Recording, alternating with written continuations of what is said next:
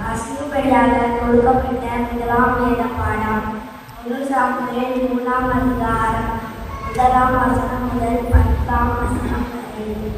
1 Samuel 3ஆம் அதிகாரம் வசனங்கள் 1 முதல் 10 வரை. சாமுவேல் என்னும் பிள்ளை வந்தான். ஏலிக்கு முன்பாக கர்த்தரின் பணியை செய்து கொண்டிருந்தான். அந்நாட்களிலே கர்த்தருடைய வசனம் அபூர்வமாயிருந்தது. பிரத்யட்சமான தரிசனம் இருந்ததில்லை. ஒரு நாள் ஏலி தன்னுடைய ஸ்தானத்திலே பட்டுக் கொண்டிருந்தான். அவன் பார்க்கக்கூடாதவனுக்கு அவனுடைய கண்கள் இருந்தது. தேவனுடைய வெட்டி இருக்கிற கர்த்தருடைய ஆலயத்தில் தேவனுடைய விளக்கு அடைந்து போகும் முன்னே சாமுவேலும் பற்றி கொண்டிருந்தான். அப்பொழுது கர்த்தர் சாமுவேலை கூப்பிட்டார். அதற்கு அவன் இதோ இருக்கிறேன் என்று சொல்லி ஏலியிடத்தில் ஓடி இதோ இருக்கிறேன்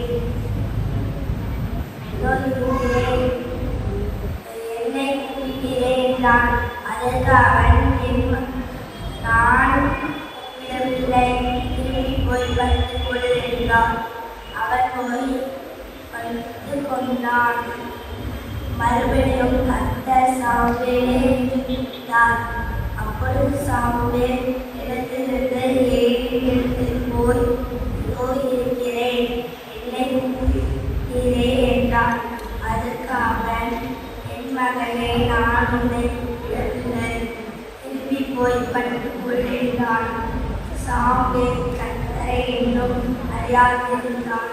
கர்த்தருடைய வார்த்தை அவனுக்கும் வெளிப்படவில்லை. கர்த்தர் மறுபடியும் 3ஆம் சாமுவேலே கூப்பிட்டார்.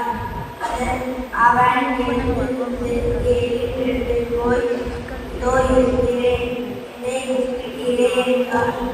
அப்பொழுது கர்த்தர் பிள்ளையாண்டவனை கூப்பிடுகிறார் என்று ஏலி அறிந்து சாமுவேலை நோக்கி நீ போய் படுத்துக் கொள், உன்னை கூப்பிட்டால் அப்பொழுது நீ கர்த்தாவே சொல்லும் இருக்கிறேன் என்று சொல் என்றார். சாமுவேல் போய் தன்னுடைய ஸ்தானத்திலே படுத்துக் கொண்டார்.